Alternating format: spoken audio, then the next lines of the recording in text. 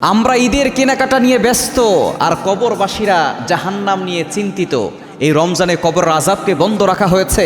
এই রমজান মাসে কবরবাসীরা জাহান্নামে যারা ছিল, জাহান্নামের আযাব যারা ভোগ করছিল, আল্লাহ পাক রব্বুল আলামিন তাদেরকে একটু স্বস্তি দিয়েছেন।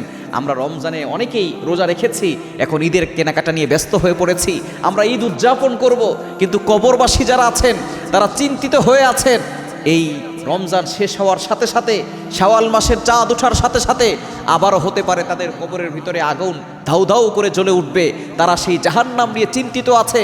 জাহান্নাম যদি হয়ে যায় তাদের কবরখানা যদি জাহান্নামের টুকরা হয়ে যায়, তাহলে আবারও সেই জাহান্নামের আগুনে তাদেরকে জ্বলতে হবে। সুতরাং আমরা ঈদের কেনাকাটা নিয়ে ব্যস্ত, কিন্তু কবরবাসীর জন্য একটু দোয়া করছি না। শেষ দশকে কবরবাসীর জন্য একটু দোয়া করেন।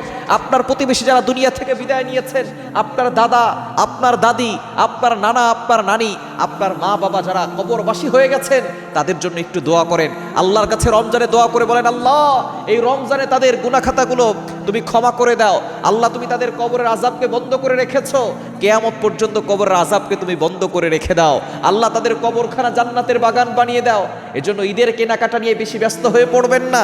আপনি আপনার কবরবাসীর জন্য দোয়া করেন, কারণ একদিন আমাদেরকেও সেই কবরে যেতে হবে। We have to go back to our Lord. আমাদের সকলকে আল্লাহর কাছে ফেরত যেতে হবে। সুতরাং যদি আপনি এখন সেই কবরবাসীর জন্য দোয়া করেন, আপনি মারা গেলেও আপনার জন্য কিছু মানুষ সিলেক্ট করে দিবেন আল্লাহ, যারা আপনার জন্য দোয়া করবে।